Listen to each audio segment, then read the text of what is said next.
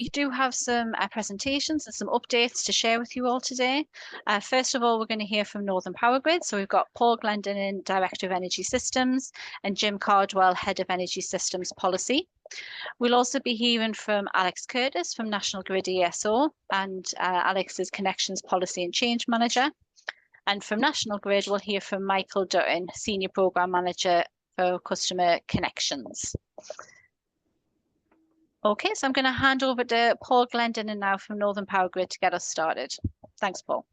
Thanks, Beckett. Afternoon, everyone. Can you give us a thumbs up, Beckett, that you can hear us okay on this session? Yeah. Yeah, got you. I'm Paul Glendinning, as been said before. I'm lead the Energy Systems team here at Northern Power Grid, which covers the major connections and the DSO areas of our business. This is our 5th quarterly session to update customers on the rapidly changing story around major connections and transmission interface issues.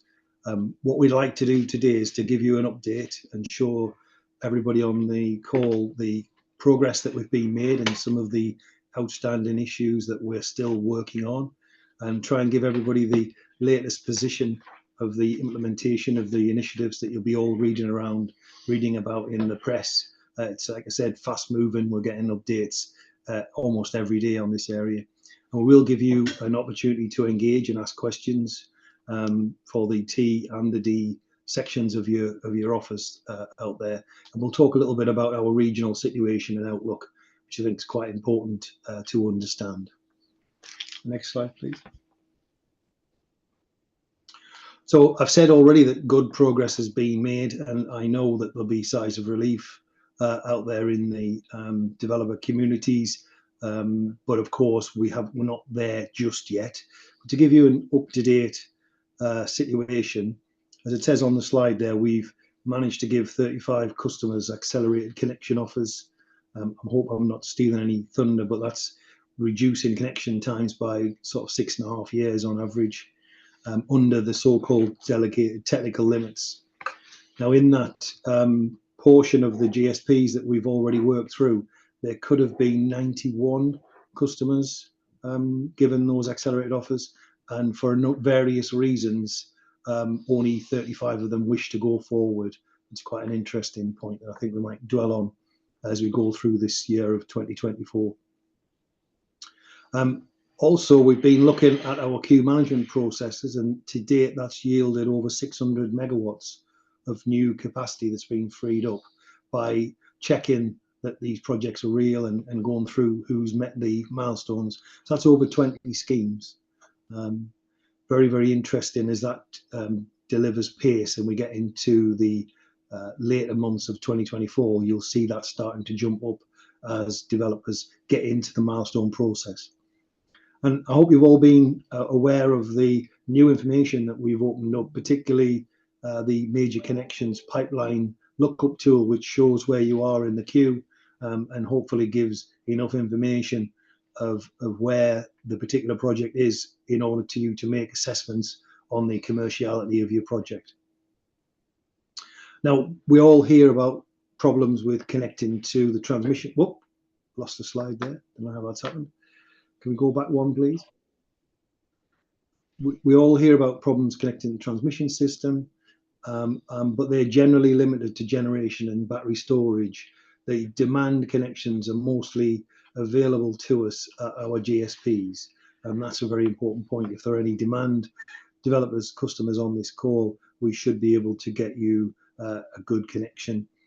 And of course, it's needless to say, the more we work on clearing the queue and accelerating offers, we still have high volumes of connections coming along, as well as significant policy changes, such as the one that we've all been aware of in the last week or so, which is the ESO new proposal on queue position allocation policy, which is only really breaking news last week, and we'll talk a little bit about that, but it'll be the next customer webinar that will go into the detail of that story. Next slide, please. Now, we use this slide at a recent net zero conference in the Northeast, and where we explain the impact on Northern Power Grid of accepted embedded generation connections, and over 260% relative increase in 2023. We've got the fastest growing distributed generation capacity acceptances. Needless to say, that's given all of our teams a lot of work to do.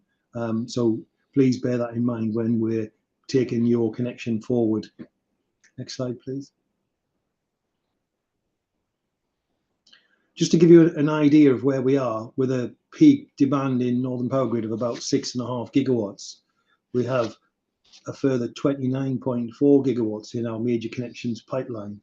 And that's broken down, as you can see, in terms of the number of projects. There's 402 that we can connect as and when the developer is ready to connect. And between, on the right-hand side, between transmission reinforcement under review, that 174, and transmission reinforcement required, 221. So those 400 or so projects there, they're the ones really that's got longer wait times, and what we're working to clear is those 400. And those 400 have a much higher capacity than the 400 on the left-hand side, which are ready to connect. Next slide, please. Now, probably everybody on this call knows that the Energy Networks Association have been putting groups together and trying to work through these problems. And those are the 6 groups that we have candidates and delegates on from Northern Power Grid. Number 1, I actually lead on behalf of the industry, the integrated queue management and entry.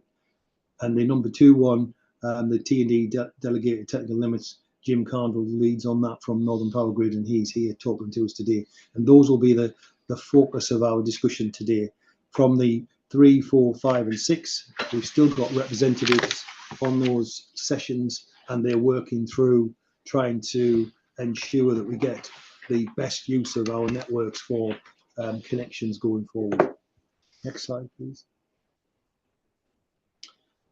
If I talk a little bit about queue management progress, right across the industry, the figures get published of the amount of work that's gone on in tidying up the queue. As was already said, in Northern Power Grid, we've cleared that 600 megawatts of capacity and been able to free that up to bring other people further up the pipe. And over 300 megawatts from that 600 has been freed up by the utilisation of us enforcing milestones. So there'll be more of that, and we're expecting developers to be in regular contact with us about hitting their milestones once we're actually away. And that, of course, delivers the first ready, first connected policy situation, which is when you come to us with a project which can move and really get moving, then that will be fast tracked because it is ready and can be connected. Whereas those that are not hitting milestones will still be in the queue, or in fact cancelled if they do not hit their milestones. So tracking and reviewing of those schemes in the queue is really important to us all. And the amount of times I get asked by developers, why don't you clear the queue out of non-moving projects? And other developers, when they get cleared out, saying, well, why are you coming to us when there's others? We will be working through the GSPs in the order that we've previously mentioned, and we will be working on those projects to clear space on the GSPs for projects that are moving forward. And of course, this is quite a manual process, and it's taken us some time to put together, but we're now looking to automate some of those elements in the process to improve visibility of those milestone dates and really take advantage of the freeing up the capacity. At that point, I'll hand over to Jim for some more detail. Yeah, thanks, Paul. Good afternoon, everybody. My name is Jim Cardwell. I'm Head of Energy Systems Policy at Northern Power Grid, and I head up the Transmission Interface team. So pleased to see you this afternoon, and pleased to spend some time with you. So as Paul was saying there, one of the groups he heads up at the ENA is about what we're doing with queue management and how we are freeing up capacity to help other people who need it and who are ready to proceed. And I guess what you see on the screen here is a bit of the sort of overall process, the sort of 1 through 6 steps, and then an identification of the table as to which kind of jobs it applies to. And the reason why we've highlighted that sort of land rights block there is this is one of the areas, as Paul's already said, when I finish my remarks and we hear from the ESO, they're doing some work here on that queue allocation policy, and that's where it kicks in at this sort of part of the process. So a really important bit of news to be sort of sharing with you today and having a discussion around, really. So next slide, please. Technical limits is the work we've been doing and we're continuing to do to bring forward and help accelerate major connections, typically those exporting electricity into our system. And of our 40 grid supply points, there are 6 which are not capacity constrained, if you like, on the transmission system, which is great news for customers with generation storage projects at those places, because we don't need technical limits at those ones. But everything I'm about to say, I suppose, is about for the other what is now 34 that are impacted by that. So on the bottom half of this slide, you can see here, and the graphic is really about a bit of an image here that will some of the information we've been sharing with those customers who are starting to get these offers, which is about a typical grid supply point, and looking at it through the year and saying there are times when it would require curtailment, where we'd have to avoid exporting, and there are other times when we've got plenty of headroom. So this is about producing those pictures for customers and producing those aggregated positions. And this is about saying that delegated technical limits, it's about allowing those customers to proceed that are prepared to, that can proceed. And it's about filling in that time between the time it takes to reinforce the transmission system and get people on earlier. So that's where we're seeing about 6.5 years typically of the accelerated timescales for those projects that we've offered out so far, which is really good. And I guess the other key point is that this is uncompensated curtailment. So this is customers' risk in that sense, but the customer gets a benefit from the acceleration of the scheme, and then ultimately continues to pay for the reinforcement. And then when the system is being reinforced, the transmission system is being reinforced, we can remove the need to manage the grid supply point in this way. Next slide, please. So this is the progress that we're making through this, and showing you the different phases that we're running through. And the blue, helpfully, is the so-called phase 1 sites. We've made really good progress, and the red, phase 2, is where we're going to next in terms of those grid supply points that are impacted by that. And then the grey box at the end there in the future phases are those where at the moment we can't do delegated technical limits because of a lack of fault level headroom, and that's where we need to be working on that to see what we can do there and how we can support our customers at those locations. So you see here in terms of the row set here, the grid supply points coming down. They're the grid supply points that are affected. Where the process starts, this is about us submitting data and interacting between us as the DNO and the transmission parties, between NGET and ESO, and sharing data. So as you can see there, we're already well started on this. In fact, we're probably a bit ahead actually on some of those dates on phase 2. We've submitted a lot of data to the ESO and NGET already. Technical limits agreed. This is about us getting the contractual authority in terms of our bilateral contracts from the transmission parties, strictly from the ESO, our counterparty, to proceed. And then significantly, for those of you who are running projects, you want to know, well, when am I going to get contacted? And when do we launch our expression of interest process? And those give you those dates there. That is what we are doing in terms of when we expect to contact you. And the good news is that this view we are going to be placing on our website very shortly, and then we'll keep it updated so that you can see that information to your hand, because we know that it's one of the frequent calls that you've been putting into us. So we're just trying to push more information out there to make it available to you. A couple of specifics on this, if you're interested in particular GSPs. I'm not going to step through them all, but in terms of phase 1B, if you're an Osbaldwick, that's one that's just on hold at the moment. We're just sorting out some data issues on that, but the rest of them have proceeded through to offer. And in terms of, as you can see there, the asterisk that's applied to West Melton, that was previously in phase 1B. There's quite a lot of interconnectivity between that site and Thorpe Marsh on the network, and that's why we're just seeing if we can bring some of that forward a bit earlier on those dates. But at the moment, I guess our best view, or a more prudent view, is that it's going to take place and probably be implemented at the same time as Thorpe Marsh, which is why you see it positioned there in tranche 2 of phase 2. So I wanted to spotlight that, because that is a change. If you're familiar, as Paul said, this is the 5th time we've had these kind of events. I just wanted to make it really clear that one is a movement in that sense. Next slide, please. If we can move it forward. Thank you. This just gives you an idea of the throughput of what we're doing here. So Paul mentioned there about the 90 projects that we've contacted. So that's when we talked on the previous slide about customers contacted, running expressions of interest processes.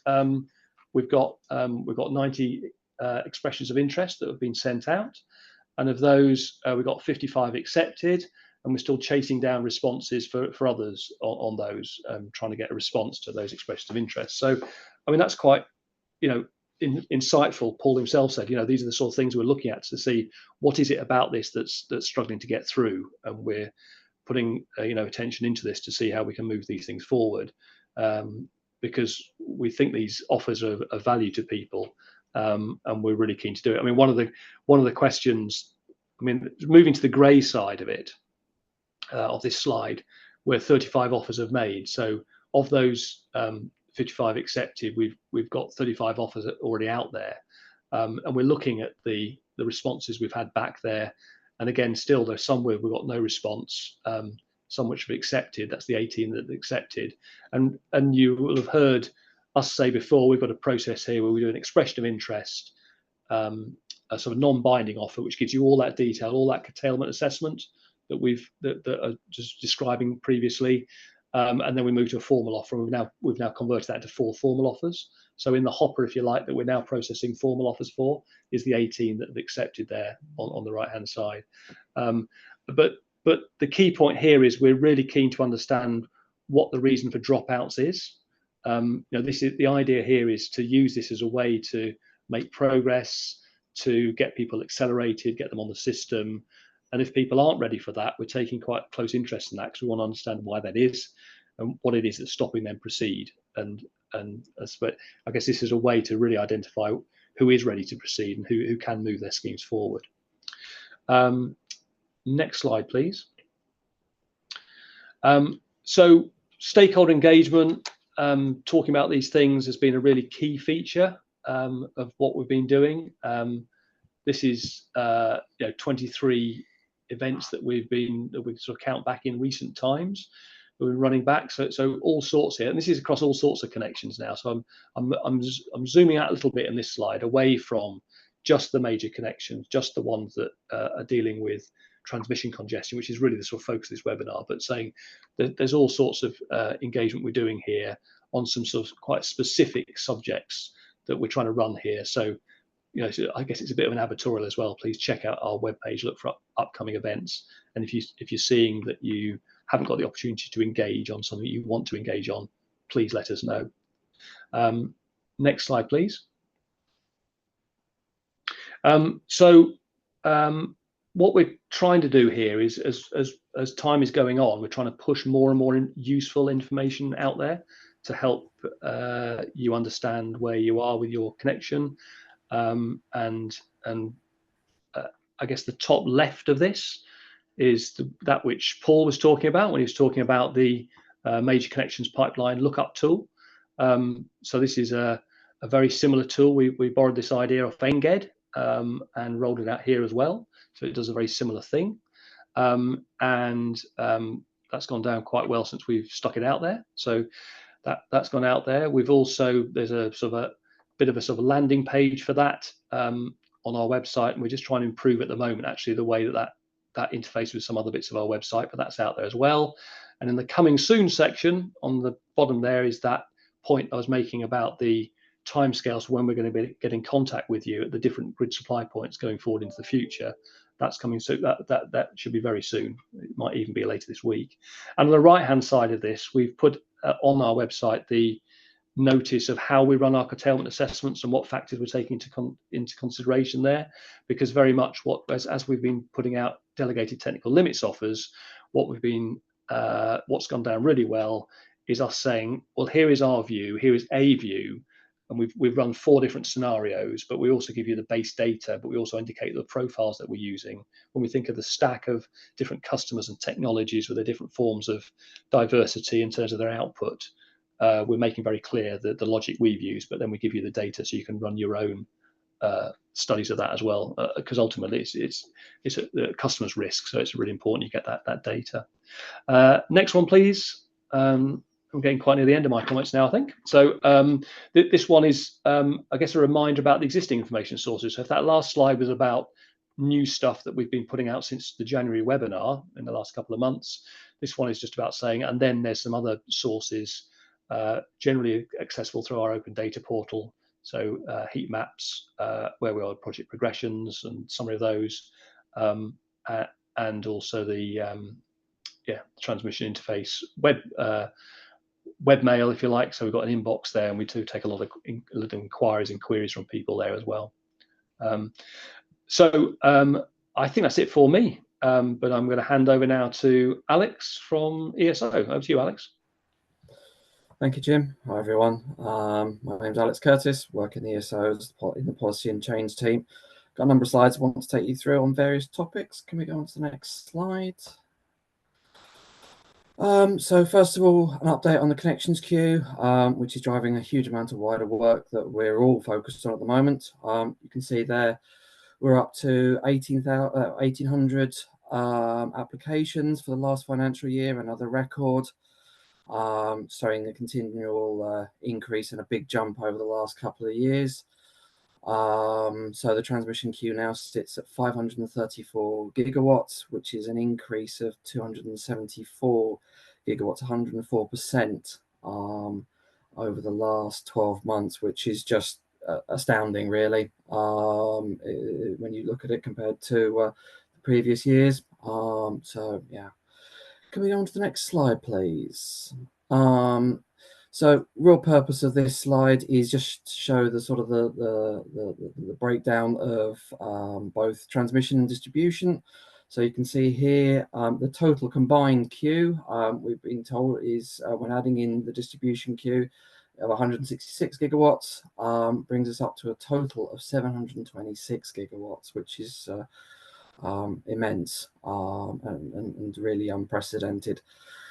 So wanted just to be able to show you guys that a little bit of sort of the work that we're doing and the reasons why.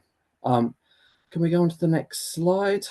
So obviously we are working our way through, and there are, as ESO, we're looking at both short-term tactical and longer-term connections reform changes. So just wanted to take you through a couple of the tactical bits that we've been doing. If we can go on to the next slide. So here just shows the volume of work that ESO and industry are focused in on throughout for the last year, picking out a couple of ones in particular that are most interesting to yourselves, which is focusing in around, which Jim's already touched on, about technical limits. Phase 1's already been rolled out. Phase 2 will be coming out over the period, but as you can see there, also the volume of work that's been done at more of a T level and through the connections action plan as well, just shows the level of work that we're trying to do and different projects that we are working our way through and diving into. Wanted to pick out a couple there in particular, such as letter of authority, which has just been approved and being introduced as part of any transmission connections that are coming into us, ensuring that land rights are in discussion, and obviously queue management, which distribution you guys are already well aware of. Moving through onto the next slide, coming on to the connections reform. So this is the wider long-range plan that we've been working on since September 22. Today actually is the ESO seminar being held up in Glasgow, and a lot of the team are up there presenting on this topic. As it's such a big change to the industry, MPG asked if ESO could come and talk to you guys on that. So I don't work for that particular department, but I'm going to do my best to explain where we are and give you a heads up on the proposals and how you can all get involved and make certain that you're fully aware and kept up to speed. Can you go on to the next slide, please? So, as I mentioned, work's been ongoing since September 22 for long-term fundamental reform, and the ESO made some recommendations in December 23.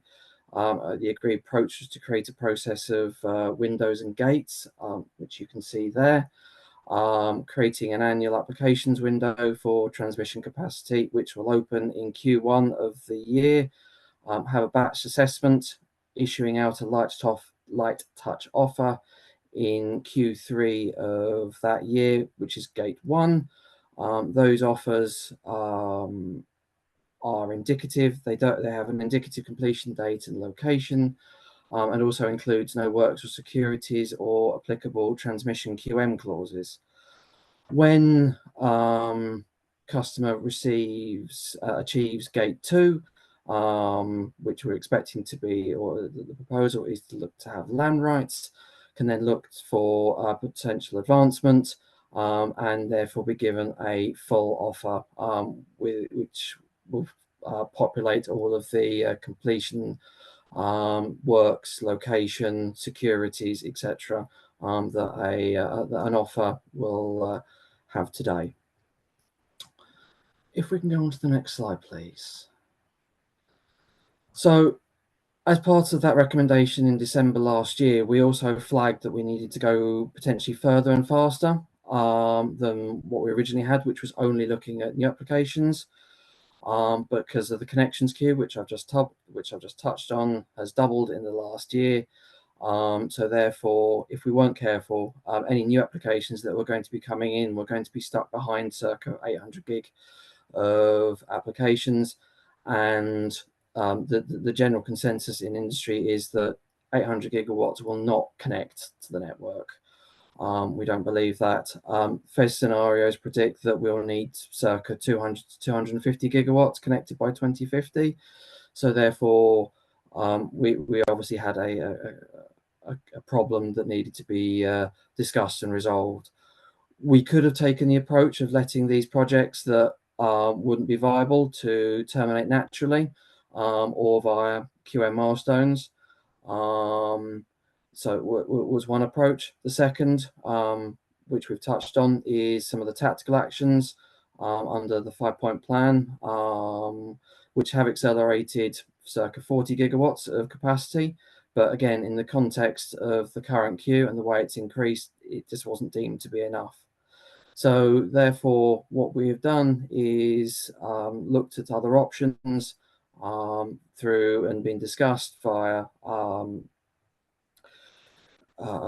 method that we discussed those options at a couple of industry forums under the Connections Action Plan, and a decision has been taken to extend TM04 to extend it to the current contracted queue as well as any new applications. Can we go on to the next slide, please? So to delve into that a little bit, we will be moving therefore to a first ready, first connected approach. So at gate 2, where customers get their queue position, they'll be in the best position possible. So new customers will be assessed and given an updated agreement. If they don't achieve gate 2, they will then have an indicative connection date and location at gate 1. No securities or QM milestones will apply. Existing projects in the implementation phase will be given an opportunity to demonstrate their compliance and at least keep their existing position. And if the projects have dropped out ahead of them, be given a better position and connection date. We hope that this will halve the current queue, enabling much better connection dates. So what is Gate 2? Gate 2 is securing land rights with an exclusivity option, and subsequently following on Q milestones, submitting planning consent application. This, got to clarify, this is the ESO view, and industry will be given an opportunity to comment as part of the cost modification process, which I'll come on to in a minute. Now, want to also very conscious that I've been talking quite a lot about what the impact is for transmission customers. Wanted to touch a little about what it means for customers to MPG DER customers. So where we are, and this again is very much, we are working this through, is that for Gate 1, small and medium customers will have a separate parallel process. Large customers will need to follow the transmission process.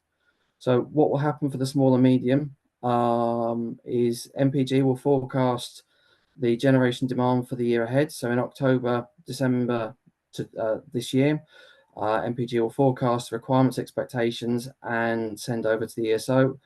And TO will, NGET will do various studies based on this to work out indicative completion dates and feedback to MPG.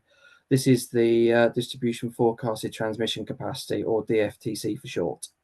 So therefore, from 1st of January, a developer can go to MPG, ask for a connection, and MPG will be able to tell you from a transmission perspective when they can be connected, and what the when that can be done. Obviously, there'll be potential DNO issues and reinforcements that will need to be done as well, but you'll be able to give a good indication about where that will be. You can apply at any time to MPG, so a lot more flexible. For transmission, you have to apply in a window, and that will be annual. So therefore, it will mean you can apply as and when needed. This will then be run again. So in October 25 to January 26, the process will be run again, so that from January 26, the next set will be there. When when you hit Gate 2, so when you hit the same applicable milestone, so that's hitting when you can hit Gate 2, which is hitting the land rights. And again, we expect that will be quicker than a transmission customer. You'll be able to tell MPG that you passed Gate 2. MPG will confirm and then submit in one of the 3 windows that ESO will run a batch of customers to be able to be assessed and reviewed. We can then review that and see what can be done, and if a better date can be achieved, and if that is acceptable. The other upside of this is because we're running both T and D together, that they will be able to create a true queue of both transmission and distribution at the same time. Can we go on to the next slide, please? So the implementation of this is through code mods and a license change, so that there's no guarantee that this will happen. These are ESO proposals that have been worked up with industry through and discussed through via industry forums. The urgent code mods were raised last week. They are for reference CMP 434 and 435. And we're looking to form code panels at the moment over the next few weeks, and then go into consultation and work groups through into the summer. We're hoping for an Ofgem decision by the end of September, to then move into a period of preparation for go live in January 24. I will also put in there a link into the chat in a minute about where we are, a link for some more detail about the 5-page proposal on this. I hope that was helpful and useful. I'll now hand over to Mike Dutton from NGET.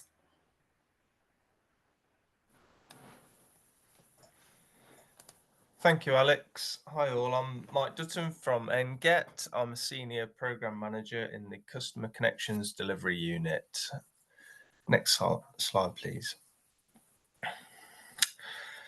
So since our last update at this forum in January and our joint ESO NGET regional update in March, similar trends, as everyone's been talking about, of generation connected, contracted and within the offer process continues to rise, reaching new heights of 181 gigawatts in this northeast region.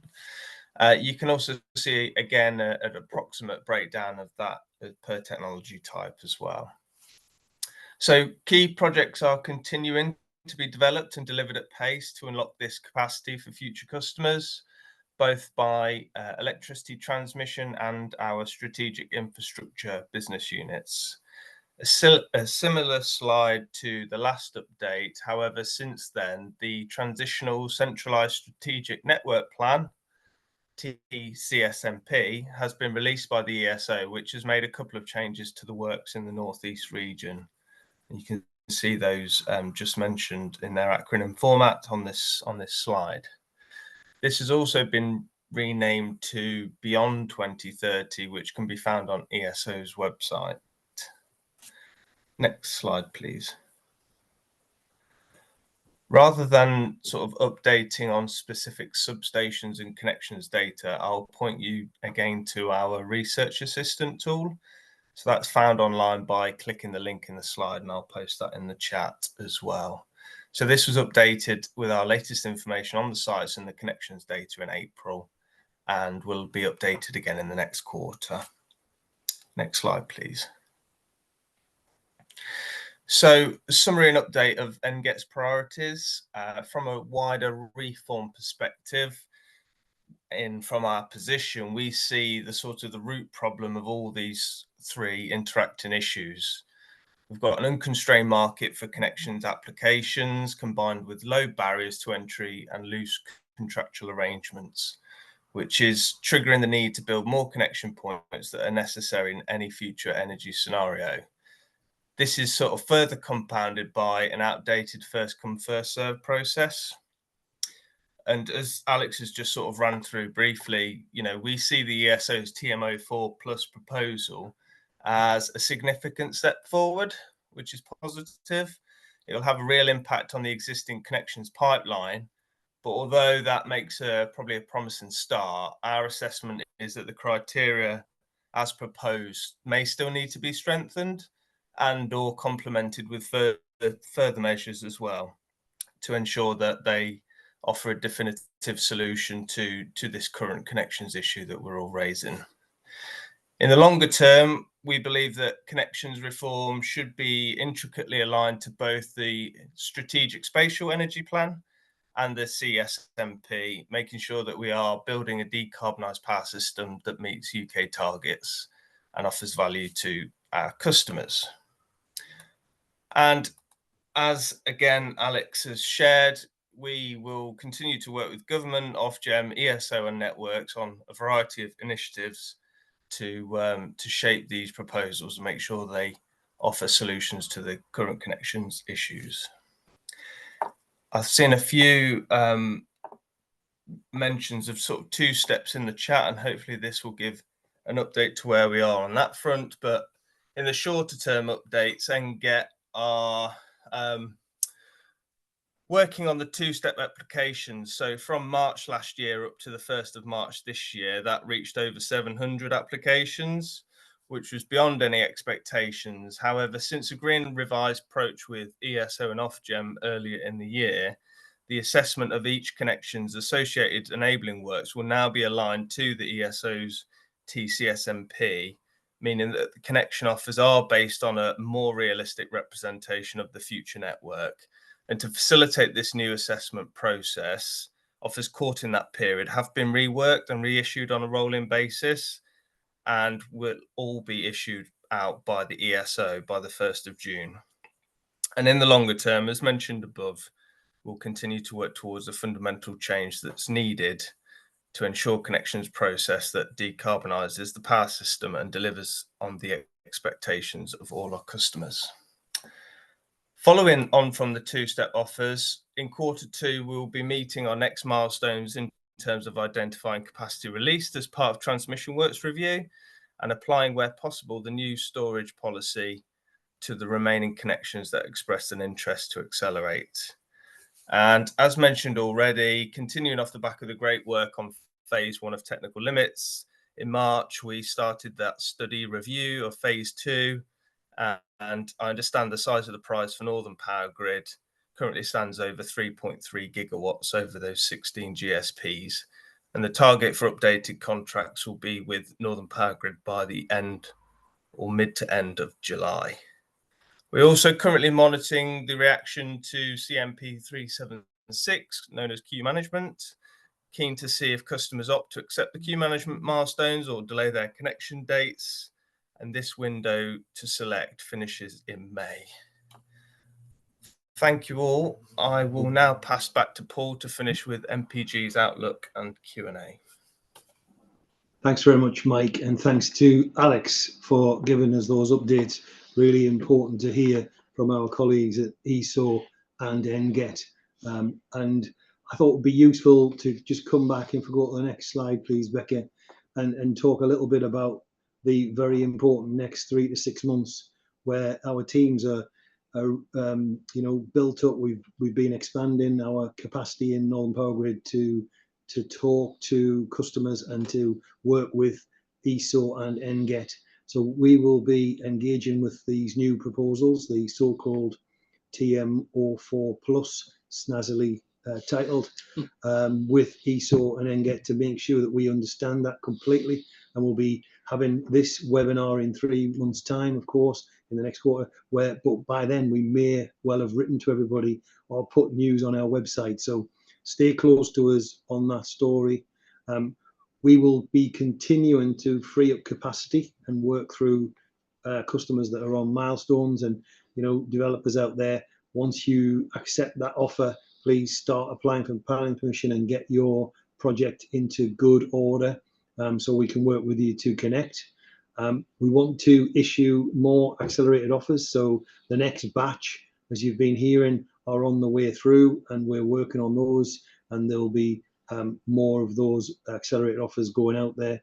And we want to work a little bit around those that don't want accelerated offers and find out if they're really not ready, then whether or not we should mutually agree to terminate their position in the queue and free up for people who are ready. And of course, with the enlarged team, we'll be providing more information via our website and assistance to developers to talk you through and walk you through the new policy changes. So be a flat out summer for us here at Northern Power Grid, and we are here and ready to take your questions. I've seen in the Q&A already some questions around what does shovel ready mean, which is quite interesting. But yes, the points around somebody who's got their plan permission, who's got funding, and who's got their grid connection accepted, those are the sorts of projects that we want to make sure we can give accelerated offers to and get those projects connected. I'll hand back to Becca now and go to a general Q&A. Thank you. Brilliant. Thank you for that, Paul. So I'm going to go through some of the questions that were submitted in advance first, and then I'll pick up some in the chat. Obviously, there was a couple of questions in advance, and there's a few in the chat around queue management and how that works. But I think with the presentations that we've had and the outlook that Paul gave just there, there'll be more information coming out on that soon, and we'll make that the focus of the next session. So the first question I'm going to ask is around project progression timescales. So there were a few queries on stakeholders around the speed of project progression timescales, and when stakeholders can expect to see an improvement in those. Jim, is that one you can pick up? Yeah, sure, Becca, of course. And yeah, noted. And I think that that feedback's pretty consistent with what we'd heard on some previous webinars. So this is not sort of an overnight thing that we're seeking to, or we can fix here. We've got over 100 schemes still to submit to ESO, or currently in our sort of submission pipeline to ESO. I think what we're running at the moment is that on average it's just over 8 months from the time that you accept your distribution offer to the time it gets us to get that to ESO. and we accept that is higher than what we would want it to be. And that's primarily as a function of the volume that we're still dealing with. As one of Paul's slides pointed out, we've seen still significant appetite for new offers and accepted offers that we've been coming through. One of the things we've been doing, and we've seen a slight improvement in the last month or two, is we've been changing some of the resourcing we've got in our design function to enable us to address those. So it used to be the reserve of just a very limited pool of people, but we've just started to open that out a bit to make sure that we can get more people available to do that. And we've also been looking at how we can speed up that process as well. So we're aware that it's a frustration for some customers, but that's how we're treating it. And I do expect that to come down in that 8 months timescale at the moment to come down as we move forward. Fab, thank you for that, Jim. So another question for NPG is to provide an update around the treatment of battery storage and any specific guidance on what is possible with non-export in terms of timelines. So a view that the stakeholders are aware that it could be quicker, but no specific guidance just yet in terms of what that means in terms of timescales. Is that another one you can pick up, Jim? I'll pass to a colleague. No, sure, I can give a go, Becca, and if anyone else from the Northern Power Grid team wants to throw anything in, they can as well. I mean, batteries are obviously are massive at the moment. They continue to be, of all the technologies that we've been seeing over the last year, they continue to be the most dominant technology in terms of offers that we've been putting out and people looking to bring forward projects. They've been rightly receiving a lot of attention. And they're absolutely part of our delegated technical limits work that we're doing in terms of that's the sort of primary mechanism that we can use to get them going and get them moving through that process. We have, through the ENA, one of the work groups that Paul was describing, the work with the sort of industry collaboration. Batteries has been a key part of that and continues to be a part of that. It's implementing some harmonised and standardised approaches. What those have tended to do is actually harmonise with some of the things that we were already doing in Northern Power Grid anyway. So that doesn't lead to a massive difference, if you like, for Northern Power Grid customers in that sense. I know it was on Alex's timeline in terms of ESO might be doing other things with batteries. It might be able to offer alternative things it can do with batteries under certain conditions. And other than that, Becca, I would just say if anyone's got something they think we should be considering more, then please let us know, because we're all ears on that. That's great. Thank you for that, Jim. So the next question is around the long-term development statement data for 2024. So the question is, when will MPG launch their LTDS data for 24? I noticed inconsistencies between MPG's generation and load data provided in the LTDS and the transmissions, load and generation data at DNO level provided by NGET. Can you please elaborate why there would be such a difference? Is Jill on the call? Is Jill Williamson with us? We've got Ryan. Yeah, I'll pick it up. So Thanks, Ryan. it says a long-term development statement. So we do a full publication every November. We then do an interim update by the end of May, and the updates are to the Appendix 7, so the generation data, Appendix 8, the interesting connections, so those are connection offer volumes per primary substation, and Appendix 9, which is our development proposal. So we're talking about Appendix 7 here. Now, in terms of discrepancies, it's hard to say without knowing exactly what data you're looking at from the other side. So I would say that if you get in touch with open data at northernpowergrid.com, I will take that up to you, because there's a number of factors that could drive this difference. There could be a difference in publication dates. One could be looking at installed capacity versus agreed capacity. One could be looking at a slightly different network level. So we can have the meeting virtually and we'll discuss what the discrepancies are. And if they are genuine discrepancies, then we'll fix that going into May's publication of the LTDS. So drop it in their mailbox. I'll keep an eye out for it. I'll take that up with that specific claim, and I'll investigate that. Yeah. Great, thank you for that, Ryan. So the next question is in regards to technical limits. So technical limits, the GSPs look like they may really help to progress some connections, which is great. Are Northern Power Grid and ESO looking at options for enduring A&M type arrangements for projects happy with their level of constraint to avoid unnecessary reinforcement? Yeah, shall I pick that up, Becca? Thank you. Yeah, thanks for the question. Simple answer, yes. We recognise that some customers say that, as been very, very clear, and the questioner clearly understands, what we can currently offer is that if you wish to take forward one of these accelerated delegated technical limit connections, the transmission system reinforcement still needs to proceed, and as a connecting party, you still need to pay your fair share of that. Because that's what will happen. So the black box, if you like, the A&M system, will manage that accelerated connection, will manage the constraint on the transmission system until such time as the transmission works are done, and then the black box will be removed. So it's like a sort of temporary thing, which is very different to the way that we've been using flexible connections on our distribution system, and as of many others, for many years now. And of course, so that's underlying the question, and it is in one of the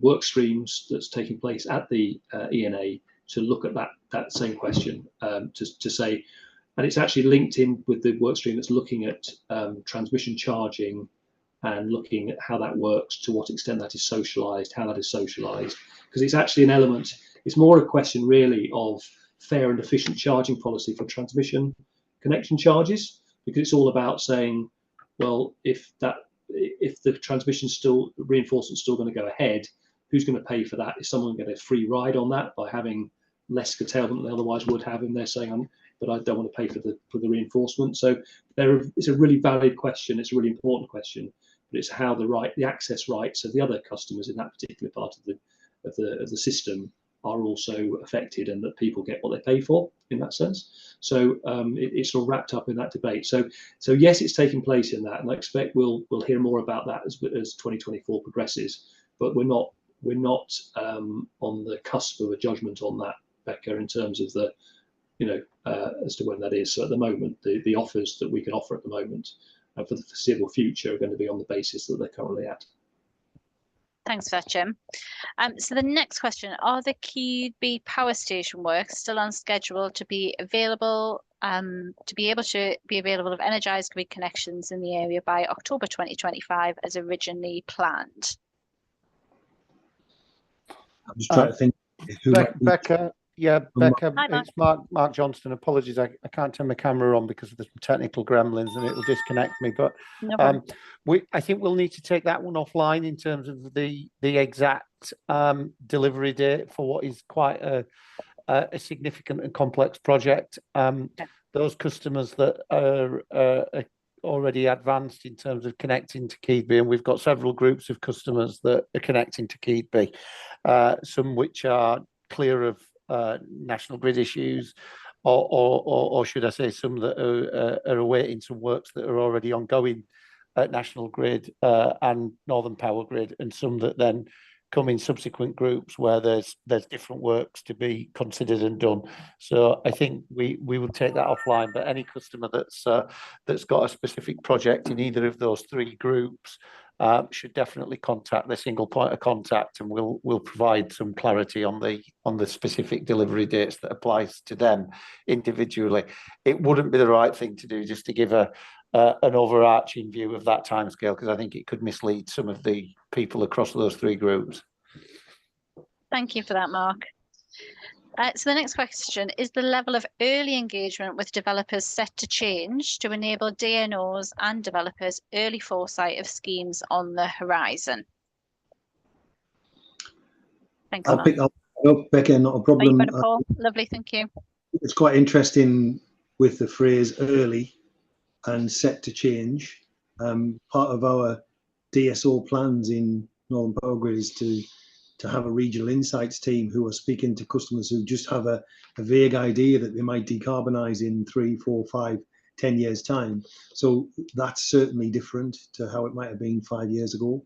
But once a project comes through, I mean, our advice to developers is always come and talk to us as early as possible. The earlier we know, then we can shape what's actually going to happen, rather than sending an application in totally blind. I'm not sure whether set to change is a really important part. It's getting, there are more people connecting to us, therefore there are more people in Northern Power Grid who are working to talk to people. But the thing that's changed is there's more people talking to us. So it's decarbonisation that's changed it. So yeah, I hope we'll see a change in our performance, or the perceived performance, on these quarterly webinars as we go through 2024. Thanks for that, Paul. Okay, so I'm going to start picking up some of the questions from the chat. There are a lot, so we'll do our best to get through as many as we can. And obviously, I know some have been answered directly. So there's a question for Peter Ford, probably one for you, Jim. Out of the 35 customers who are progressing, presumably this is in relation to technical limits, what is the average curtailment for various technology types? Are these connections going to be viable for customers? Is there anything you can give as a flavour to for that, please, Jim? Yeah, sure. No, great question. And I mean, they're really good. And of course, it's a key point, isn't it? Because it's no good us offering accelerated offers that are only accelerated on paper, but then you see a whacking great curtailment estimate come through, and you go, well, what use is that to me? I can't operate. So typically, I mean, the fortunate thing is, Becca, that in terms of the number there's still one that we can still get on one page of paper, and you can have a rack of the eye down the numbers. And when we've done that, and looked at the sort of curtailment estimates that we're coming out with, it's typically, the bulk of them. I should swat up on my averages now and work out whether I'm talking about mean, modi, and mean. Anyway, the point is, the most of them are in the sort of less than 5% territory of the amount that's curtailed. Yeah, I think the biggest number I saw, and I think it was only one of them, was about 17 or 19% of the half hours in the year. So that's it. It's pretty. They've all come across as viable. What we have done is we've got a sort of safety catch on, because if you're an operator out there, and if we generate a curtailment and it's significantly higher than that, we're not just going to ping it out to you and go, there's your offer, isn't it good? We're going to send it to you and say, here is your offer. I'm not sure if it's going to be any use to you, because it looks a bit scary in terms of its levels of curtailment, but none of those have yet been forthcoming. So at the moment, we've been issuing offers, and we think in good faith. We think these are genuinely useful offers and can be taken up. So hopefully that gets the heart of the question. I certainly haven't got it clear enough in my head to be able to offer it. I appreciate the question was by technology, but hopefully that gives an idea of sort of the population, if you like, and what sort of numbers we're talking about. Brilliant. Thank you for that, Jim. Mark Johnston, I think a question for you next. So stakeholders specifically stating that they've had difficulty booking connection surgeries and looking for advice on a process to be able to access that kind of support. Yeah, thanks, Becca. And look, thanks for the question. And it's something that we absolutely recognise, and it plays back in to some extent to what Paul said a moment or two ago about early engagement. I mean, we still stand behind the connection surgery principle. We are looking this year to introduce the resources significantly in our front end that deal with those surgeries, and therefore we will also be looking to increase the number of surgery appointments that we make available on a month-by-month basis. So I think there's some good news coming this year in respect to that. But what I would also say is that the surgeries do have a sort of really specific value.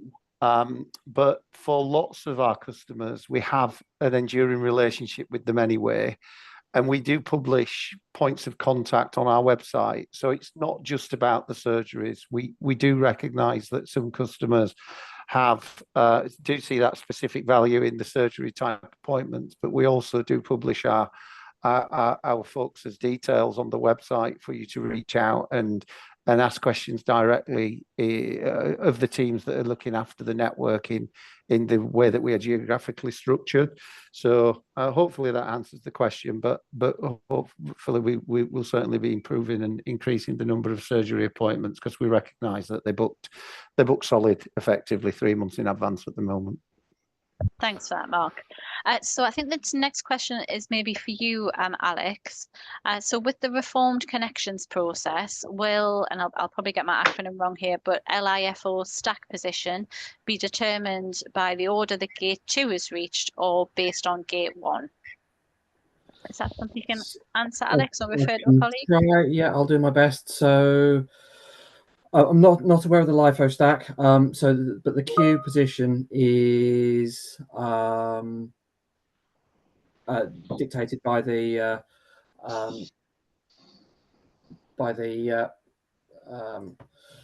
when you achieve gate 2 and when you get the offer, rather than anything else in terms of a connections reform world. I know my colleague Dov is on the line, and he might be able to bring a bit more information to you. Yeah. Hi, good afternoon, everyone. So again, not entirely sure of the LIFO stack, but I think there's the last in, first out, maybe. But obviously, notwithstanding that, in a reformed connections process for all things distribution and transmission, the queue position will be assigned at the gate 2 offer, not gate 1. Brilliant. Thank you for clarifying that. Okay, Jim, we've got another question on technical limits. So will technical limits be extended to demand connections? It was mentioned in the CAP or CAP that it ideally should be rolled out for import connections. Yeah, so that's definitely the plan, Becca. And there's conversations going on right now at the moment to say what changes do we need to make to the methodologies to enable that to happen. So that is the direction and that is the intent. That's great. Thank you, Jim. So the next question, are the supplementary agreements issued after expression of interest classed as offers made in grey or the final contractual offers made in blue? They include an acceptance requirement and initial payment on acceptance similar to a typical contractual offer. So I'm not sure if that was in reference to one of your specific slides, Alex? No, it was Jim's. It was mine, Becca. Oh, that was you, Jim, sorry. So short answer, blue. So slightly longer answer. So this is probably somebody who's at our Hartmore GSP, which is where we've issued those formal offers. They've sort of reached that end of the pipe. So just to go back through it again, the process we've been going through is expression of interest, and then an indicative offer which has all the curtailment information, as the approximate cost, has the approximate date. And if that's still looking good, then we're moving to a supplemental agreement, which is a sort of an extra, as it sounds, a supplemental contract on top of the existing contract that we're on the hook to deliver the connection for to our customer. And it's that one where we're seeking a £50,000 payment to make that so, and to establish that contract and all that on top. I think that was the questions, Becca, but yes, it was the 4 blue ones that got to that stage in the process. Brilliant, thank you for that, Jim. So the next question is another technical limits one, Jim. So what about projects connecting to phase 1 GSPs but couldn't be considered for technical limits offer because they were still awaiting statement of works? Are they going to be considered once they complete the statement of works process? Yeah, so absolutely, and one of the things that we are looking at and others are looking at, and this is absolutely again the direction that we're doing is this will be a sort of there's an expectation here that this is now here to stay. This is not just a one-off exercise that will just wait until the transmission system's been beefed up and then we can just abandon all these technical limits and that's it, finished. This probably is going to be something that's here not only for the existing customers that are in different stages of that connections pipeline at the moment, but then also potentially into the future. So that's very much our mindset. This could have value moving forward in the future. And it might morph and it might change direction and change.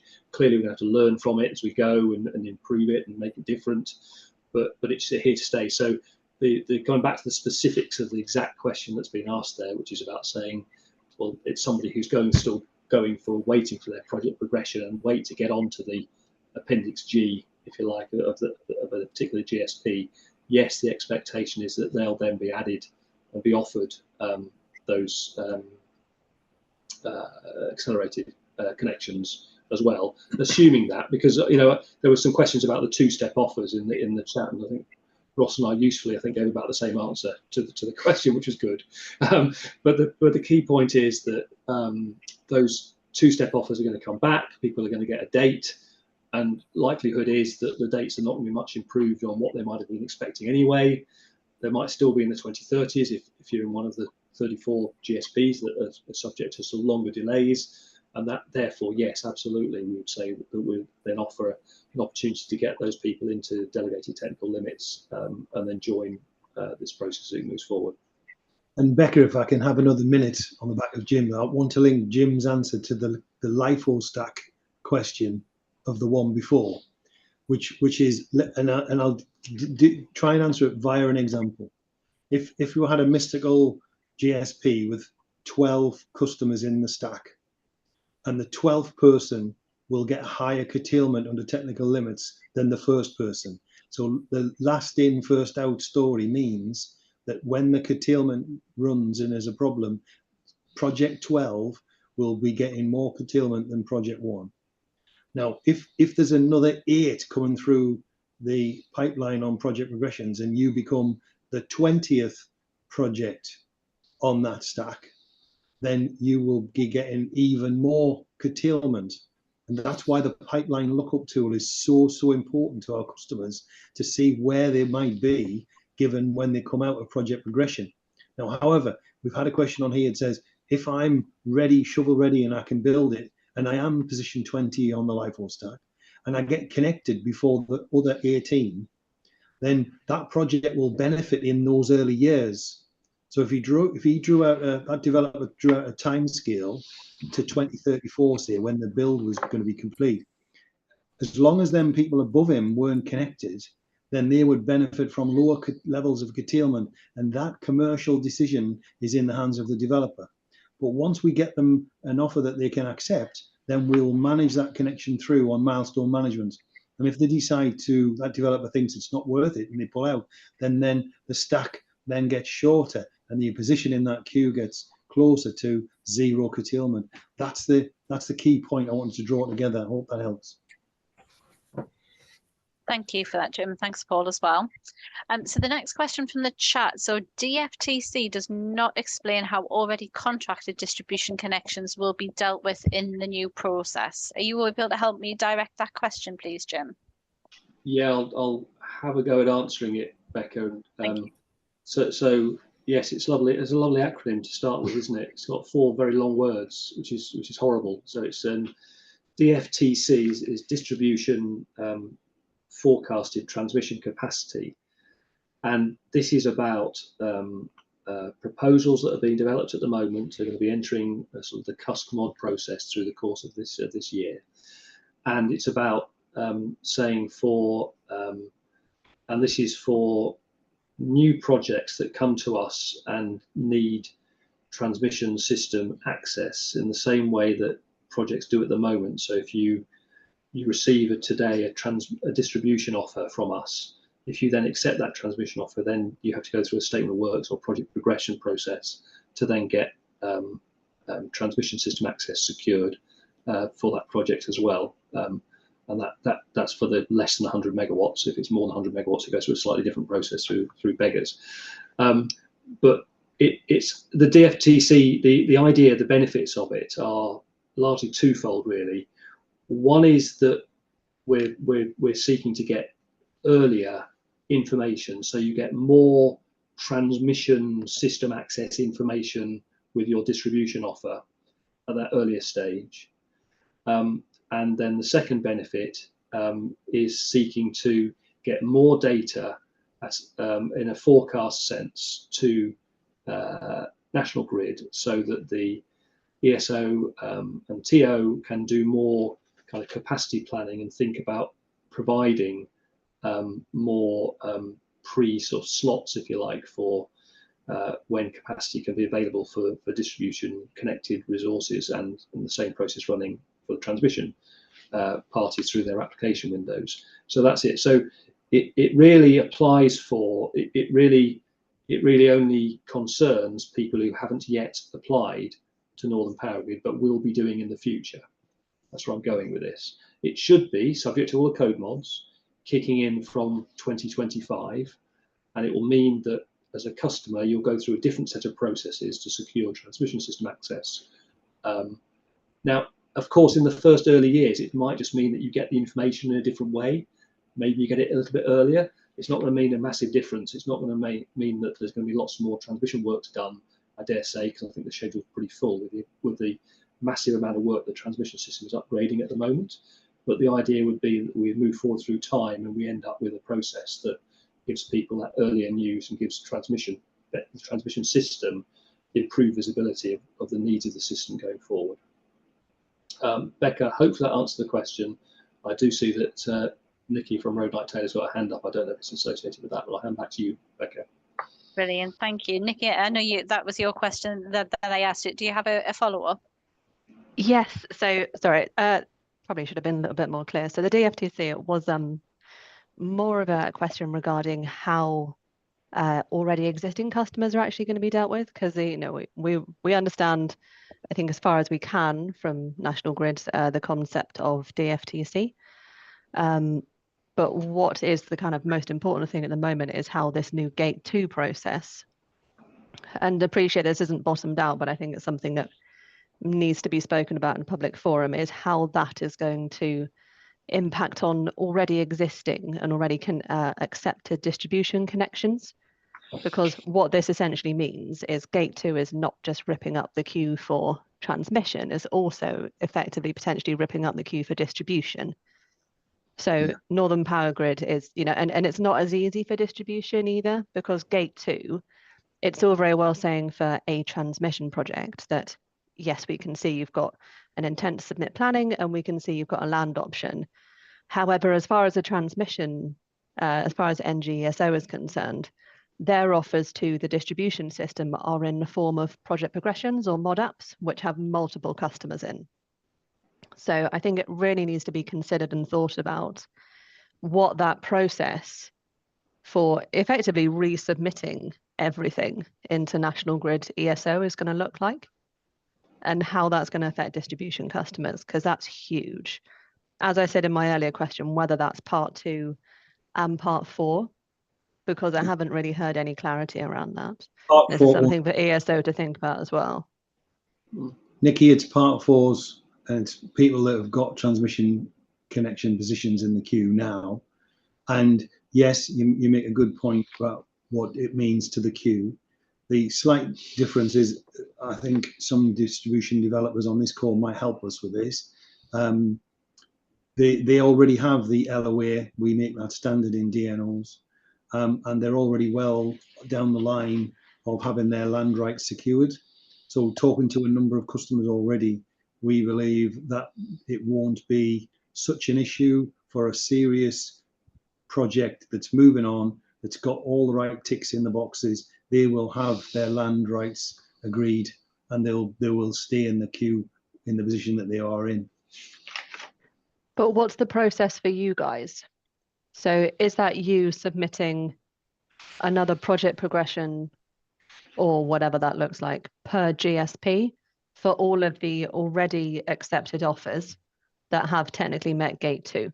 And this is just it's a process point more than anything, because there's a lot of people in those part 4s, and all of those are going to need resubmissions to tell National Grid who's met that Gate 2 milestone. And it's also going to mess up everyone's connection dates that they think they have if they haven't got an option, because that's the key thing here, is it's not exclusivity or HOTS, it is having a land option. Yeah, well, let's be clear. I don't think it's going to mess up dates. It's going to remove dates from people that can't progress, but it's going to help people that can progress. We in Northern Power Grid have known about this work for about 4 weeks. We're working on the exact details of the process, and we will get there throughout the summer, and it'll be the focus of the next webinar, which is what I said earlier on. It's in its infancy, and I understand the point, but I actually believe that most distribution customers are well on the way to this position, and therefore won't be affected if they're progressing their project normally. But I hear you use the word mess up, and we do need to worry that we don't unduly stress projects that are running to correct schedules, is what I would say. But more work to do, certainly, and we're on it. Okay. Thanks. All right, Thanks for the question, Nikki. Thank you for responding to that, Paul. So Michael, I think it's a question for you next. So are NGET able to advise if they have any specific plans to establish a new GSP in the area north of Blythe? Are you able to take that question, please, Michael? Yeah, my answer is I personally don't, and if our research assistant tool doesn't provide any further information, then I will pass it back to our regional teams and see if they can cover it in our next regional webinar. Brilliant, thank you for that, Michael. Okay, so next question. There's two questions, but I think one has been answered in the chat. So in terms of the second one, how is battery demand assessed in this scenario? Is pure demand and battery demand in the same demand queue? For example, if GSP demand capacity is 100 megawatts and there are 200 megawatts of batteries accepted to connect, is pure demand behind the battery demand and rely on some sort of intervention? Jim, if you could help me with that question or direct it on to the best person, please. Yeah, I'm not sure I can give a good answer on that, Becca. It might be my inability to understand the question. I've just sort of asked for anyone else from Northern Power Grid who feels they can understand that and can give a good response. I might have to take it away and have a bit of a head scratch if you've got the contact details to have asked it. But anyone else want to volunteer? I'm slightly confused at the rationale of the question. If you are a pure play demand, then will be judged as a pure play demand. The demand associated with the battery storage comes secondary to the fact that they want to generate, which puts you in a generation competition for the curtailment on the GSP. So I'm not too sure the driving of the question. Are they worried about being behind them in the LIFO stack? I'm just not sure of the line of the question and where it's going to lead us. Sorry, No problem. No, that's all right, Paul. We'll follow up on that question outside of the session and get some more detail on that. Okay, thank you for that one. So in terms of the next question, so a question from Patrick Young. If a project to add additional generation to an already functioning manufacturing site will not require additional import, export or fault current export capacity and operate within existing connections agreements, is the statement of works process required? If all of those things were absolutely true and we could prove it, then no. But we would need to check the fault level situation and we would need to check the profile situation. But there are cases on our network that can run as suggested by that question without moving forward on a project progression. Well, thanks for that, Paul. So the next question, so accelerating the connection dates might mean MPG will have more connections to deliver in a year than usual. Are you adequately resourced to deliver that? Analysis is ongoing on that, about what resource levels we'd need in our contractor base, but we are currently re-tendering a lot of those contracts and we believe that we will have capacity. The difficulty for any business like Northern Power Grids is to know which year in which project will connect. So obviously we do a look ahead and we spend a lot of time looking at likely build out programs and then try and work it from there to give us a pipeline. But yes, there's a team dedicated to sorting that out. We believe we'll be adequately resourced. If anybody on this call can tell me how many projects will be built in 2028, that'll be a terrific answer. Brilliant. Thank you for that, Paul.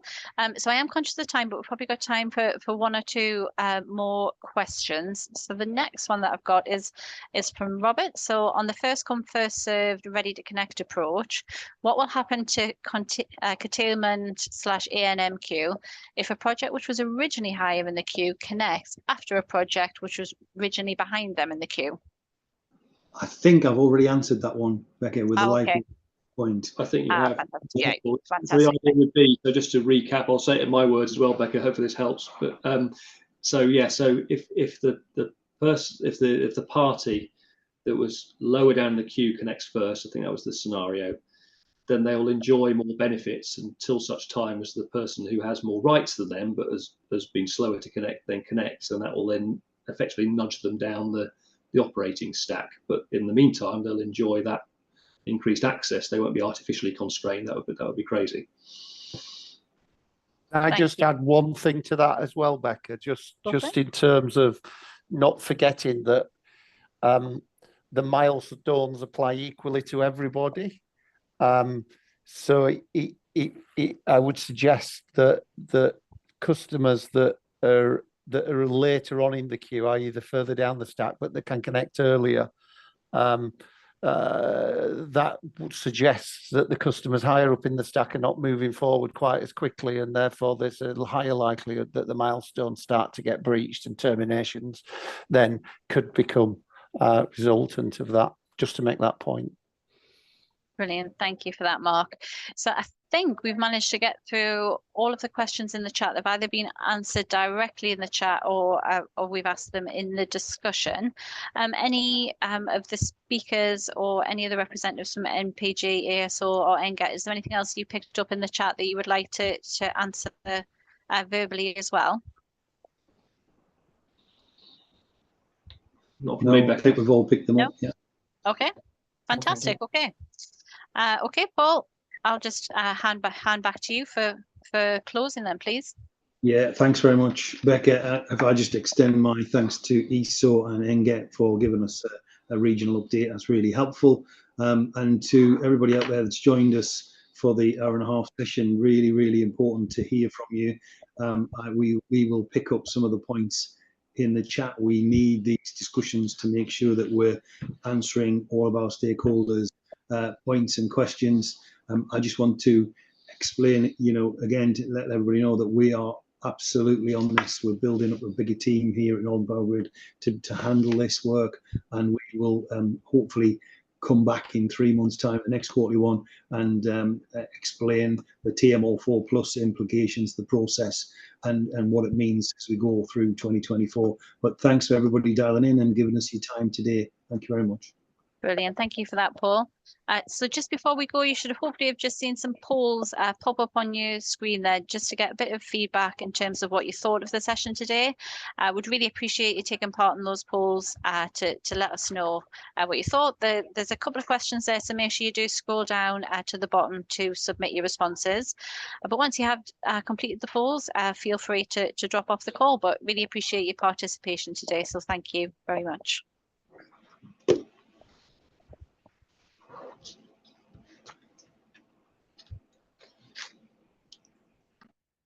I've just seen a question in the chat about the recording, and yes, we'll be sharing the recording and the slides from today's session after the event.